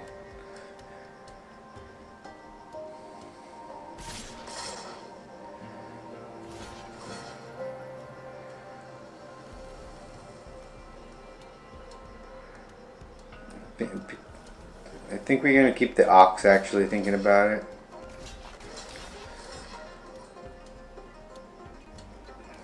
Or should we double block and hope for the best? Maybe the better blocks is the 3-1 for 3-1 and then save our double strike guy. We're gonna get Bruce back. So take 4, get our double strikes back, get our Bruce back. Alright. We can play and have tap up, or we can... Yeah, we can get Bruce back next turn. We're not in a big bind right now. We can even tap the 4-5 next turn anyway.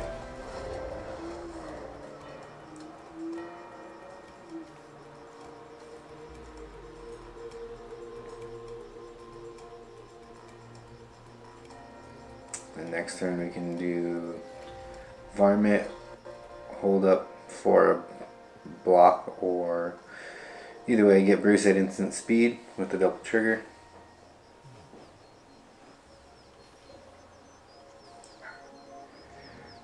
I mean, I like our spot. We're still looking pretty good. Our 4 cards. We got 2 bandits that aren't really good at this point in the game. But we got still theoretically 2 Bruce, right?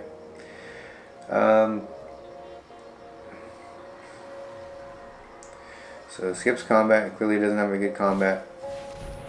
No tricks, in other words. Alright, we got the 4-2.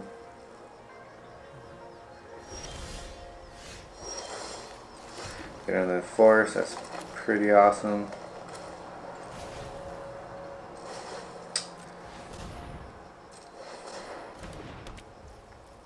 Thinking about maybe I should have just left 2 up for Varmint and then the tap ability.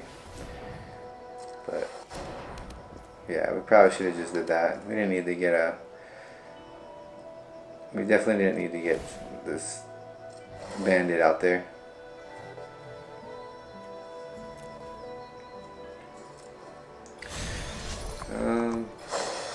He doesn't really have good... Unless he has a trick, he doesn't really have a good block here. He'd have to triple block.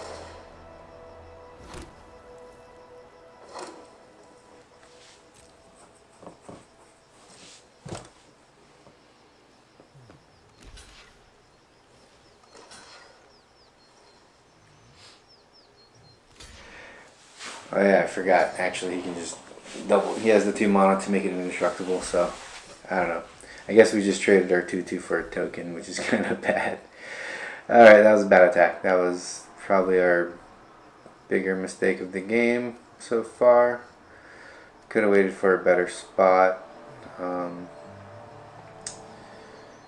to attack with. Because he doesn't need the trick. I kind of just spaced out. Bad attack in my opinion now. Re-looking at it. Of course we still got Bruce at instant speed. So I guess I should have brought the Bruce back in response as well, hitting for double damage. That was my bad. Misplayed that.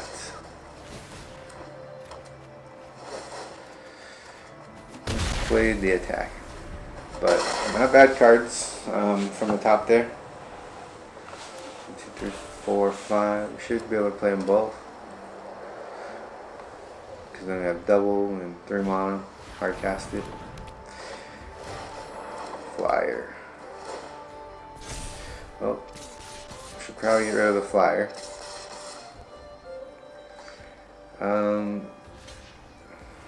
We could just trade off a Bruce here. We could.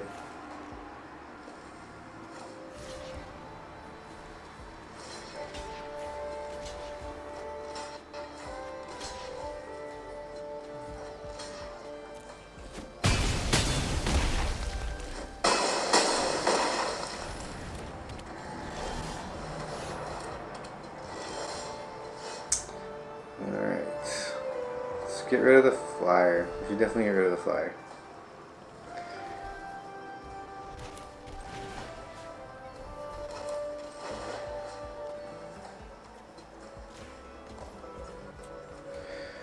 put on the plains. We'll use Bandit because it's going to untap.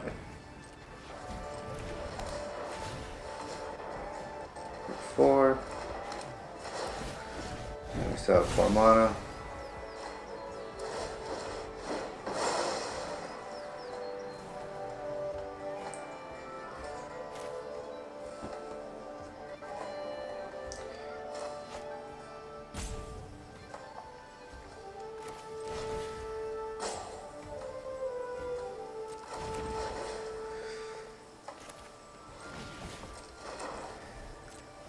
We could do all kinds of things, but we should be playing Sheriff here.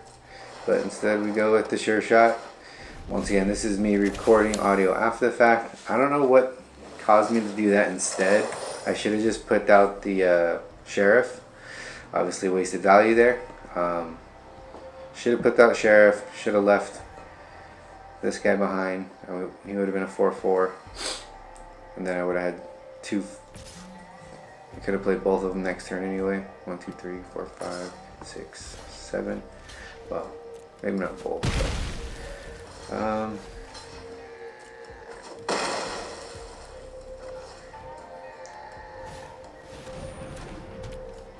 alright.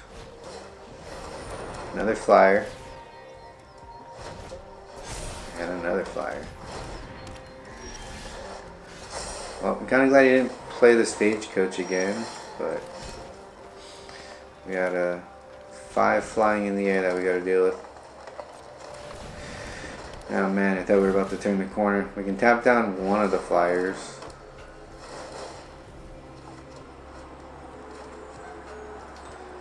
Or we can just play both these now. I should probably have not played the Prickly Pear or the Mind Raider. I guess I can play Mind Raider and then still have mana available to tap his guy. Yeah, that seems fine. I'll take 2. Well, I won't take anything. I got a 4/4 with reach. And we should be attacking with Bruce here now as well. Or should I wait and turn, tap something down? I should attack here. I should have attacked there.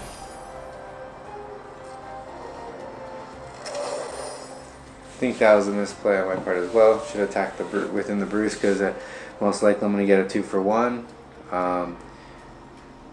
And yeah, if he has a removal spell for my Sure Shot, I'm taking a lot of damage anyway. Or well, not taking a lot of damage, but now I'm would be then vulnerable to flyers. So I should have just attacked the Bruce and try to get 2 for 1.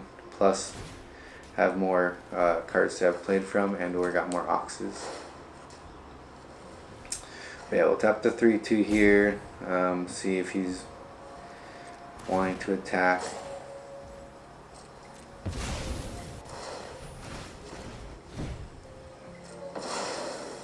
I guess I tapped the 4/5 here just because once again if he wants to attack into the Sure Shot. And there's another Bruce. Like I said, should have attacked with the first Bruce. But we're gonna do. We should be playing Prickly Pear here.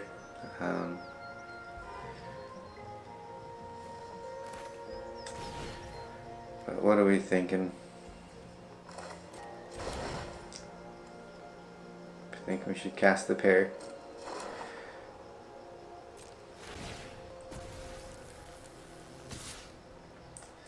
Guess we can just do combat first.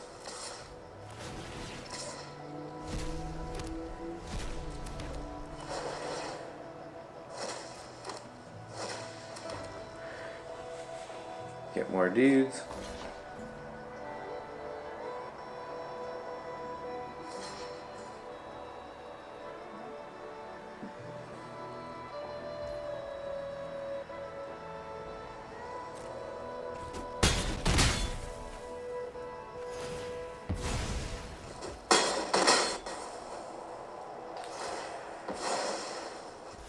I mean, we're looking pretty good right now. I don't see how we lose this one. But you never know, right? Just never know. Alright, we're gonna get the Prickly Pear out there, and we are Gonna have still enough mana to tap a creature.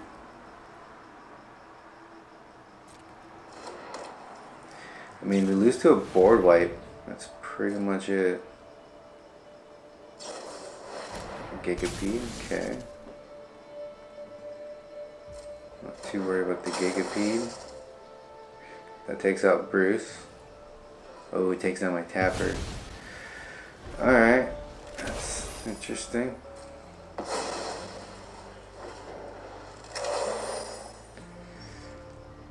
We still got Sure Shot.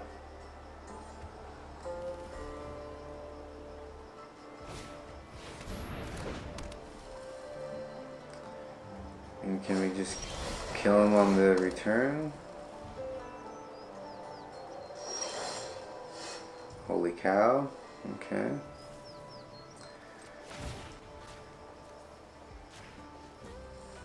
Should pump the Trampler here.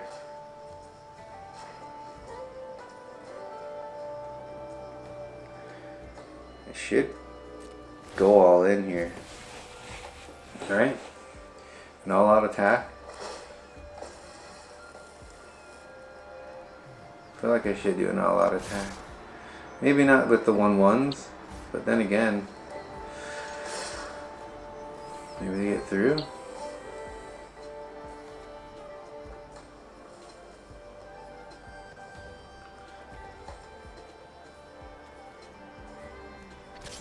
This feels right. I mean, I don't know if I should attack with the 4/4. It's probably one of my best blockers. Yeah, I should not attack with it. I like trade. All these trades are fine with me. We got another sheriff and then another creature.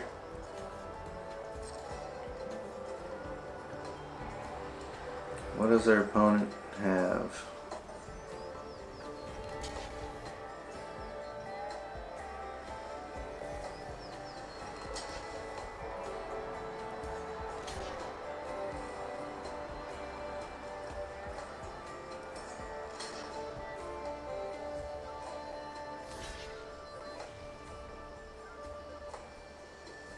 Yeah, I mean, it's okay that we're trading the Bruce here.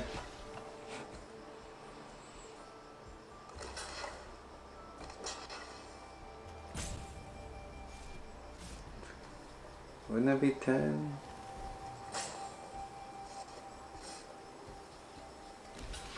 We wish he made that block. I think we would have won.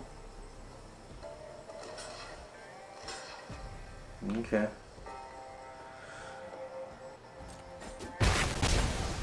I mean, these are all still good blocks for us. We cleared the board basically.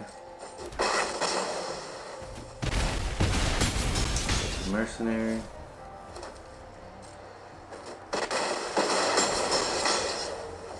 I'm down to 6.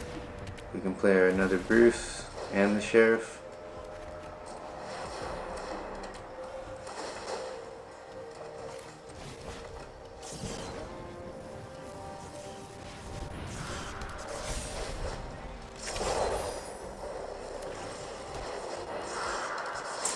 Maybe we should have not played Bruce just in case he does hit a board wipe.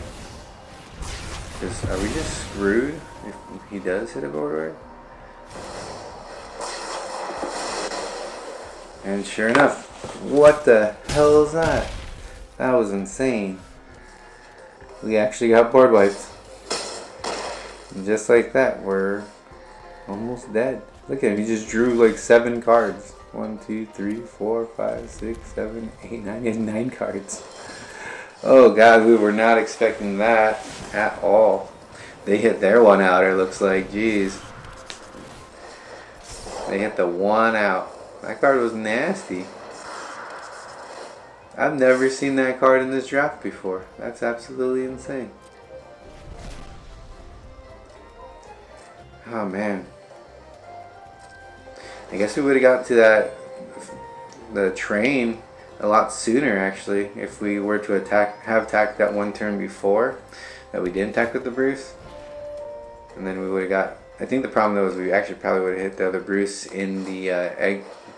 We would have gone onto the exile where we would have been forced to cast them again.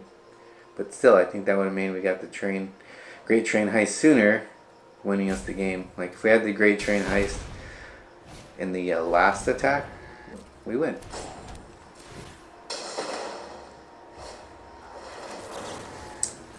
Oh, and at least we get to draw a card here because we get to play the Holy Cow, lose a life, draw a card. Alright, so we go to 2 and draw a card. Oh, we get to scribe first. Yeah, I forgot. Sweet. Alright, and then we draw a card. Boo. Alright, we're pretty much done for though. Like our opponent, oh, he's in such a good spot right now. So either we have to, oh, well, that does it. That does it. Gotta just sacrifice here. I can't believe our opponent pulled it out. We were looking so good from the opening hand all the way through this game. We did take a little too long to get aggressive with our amazing hand, but that does it. What a comeback. Yizer. So good. Hats off to the opponent. You drew the right card at the right time. We did the same thing in the game before. When you got one out, you can't give up. You never know if you're going to pull out the one outer. Alright, I mean, he knew it was in his deck. And dang. We weren't expecting that one. Alright, well now we're still in a great spot though. We're 6-1. The deck is amazing. Love this Beetlejuice deck. Beetlejuice, Beetlejuice, Beetlejuice. Let's see if we get Bruce Tarl to start the hand. When we say his name, he shows up. Bruce Tarl, Bruce Tarl, Bruce Tarl. Come on. I mean, when you draft 3, how do you not see one? And with perfect mana, and with the combo, how do we lose this one? And we get them both out on turn 3. This is a nuts one. Look at this hand. Holy moly. I mean, we just drew the nuts. We drew the nuts. And the follow up with the stagecoach after everything. Jeez. What a opening hand. So yeah, we're going to turn 2 bandit, turn 3 whatever we want. If he has removal, we go with the removal. We do want to get, hopefully play something worth killing with. Yeah, that's worth killing. The whole point is we just want to kill it and be able to start going straight into like double triggers right off the bat. So turn 3, we're going to go ahead and get the Anna joins up out there. And save the gardens for later. And yeah, we'll take out a 3-3. It's a good one. It's a good 3-3. And we'll start to get our double triggers going. Get to get 1 damage in as well. Very happy with that turn. We got a really awesome solid follow-up turn as well. Oof. We literally just drew the nuts. We could opt to take that out right here instead, but we should probably just get Bruce Tarl out there. If we go untapped land, what's that? 1, 2, 3, 4, 5. I don't know.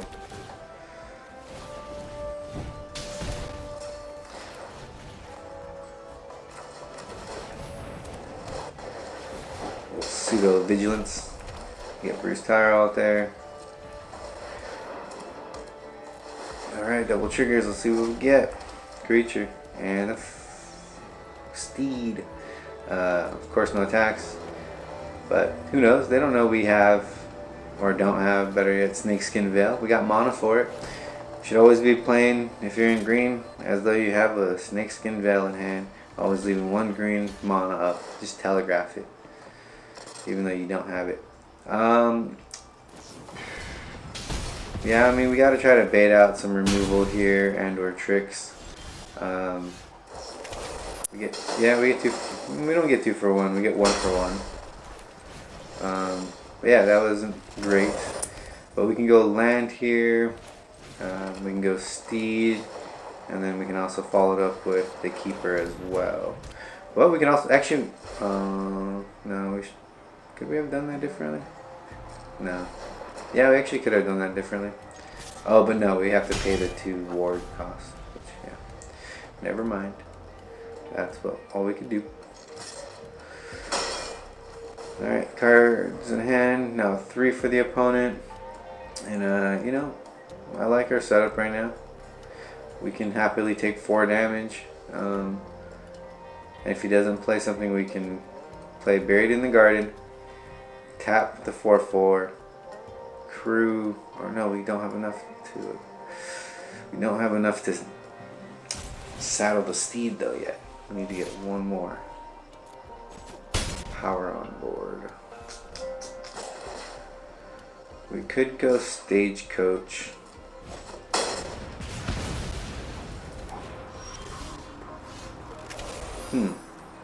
How do we want to play this? Oh, there goes that. So I guess we just get rid of his guy then. Buried in the Garden. We'll get rid of his dude, and then we'll play Mind Raider as well.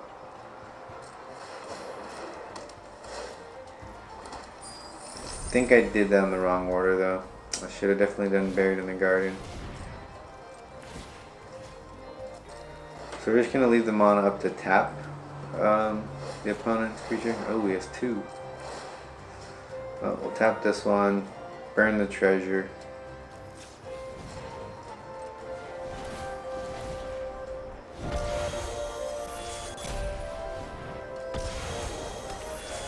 I mean, we still got 1 more Bruse Tarl.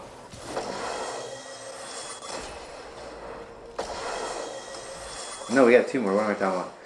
We've only seen the 1 happen so far. If he has the Snakeskin Veil, then so be it, right? Or we just take it.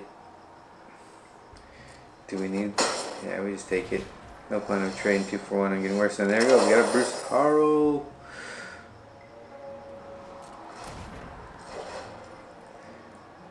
I think we probably should have Buried in the Garden first. I think we have the math to do this first. 1, 2, 3, 4, 5. I think we could have did both of them if we did in the other order. Creature, and now, yeah, I mean, we are okay with the trade there.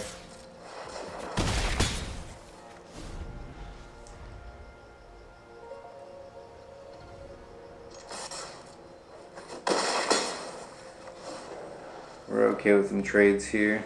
I mean, after all, we have the double strike. We got the 4/2. Yeah, Ox. We could trade Ox and Jolene for his guys, and then just have a bunch of power on board as well. We'd swing back for up to 9. But we got Stagecoach in hand. We have a pretty nasty swing back. Even if if he attacks us, we don't even block, because then we just outright win on the attack back. And then if he gets us with the pump spell, he gets us with a pump spell. We could choose the block still with Jolene, I guess, because Jolene doesn't really matter too much. We get an extra treasure. I don't think he can attack here. He doesn't have good attacks. And we have a pretty solid swing back at him. Well, should 1, 2, 3, 4, 5, 6.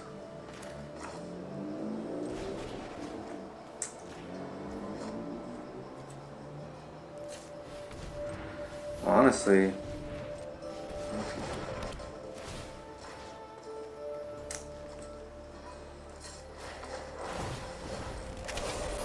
let's make blocks even more awkward, I guess. And can't do Stagecoach now.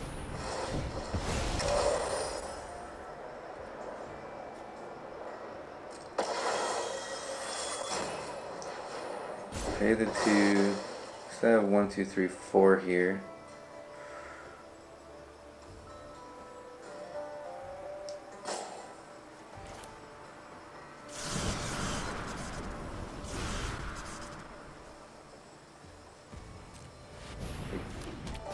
think if we actually just, I don't know if we needed to play that. We could have tried to go for the win there. If we tap his 3/2, you'd have to block. You'd still deal 4, 8, 9, 10, 11, 12 exactly. Yeah, I think if we tapped the 3/2 and then tapped with everything, then I think we would have got there with that alone. Because he would have been forced to block Bruce. He's taking 8 from Jolene and the Ox, and then 9, 10, 11, and 12. Yeah, could have attacked with everything.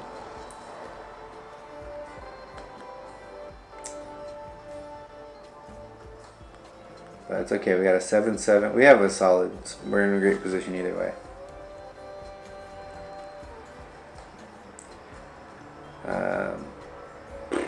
Yeah, I don't know how opponent gets out of this one.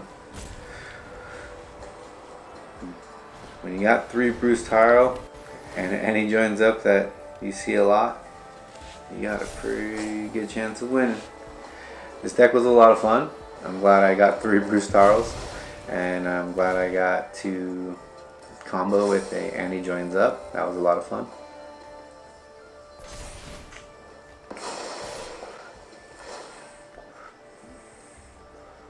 I mean, that's cute. Good for him. I don't know why he would do that. He doesn't really get anything for attacking here. Guess he's just in the mindset that no matter what happens, he loses. We trade the 7/7 there because we don't care, really. And we're just gonna go nuts here.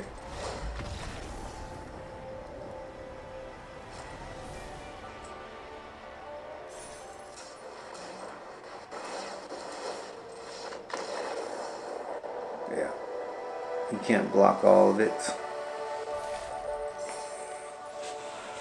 Well guys, that was an amazing build. I hope you guys enjoyed this.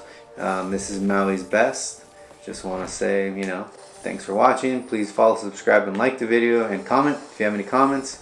This was, once again, Maui's Best. Thank you for watching. Aloha, everybody. I hope you have a good time. Until next time.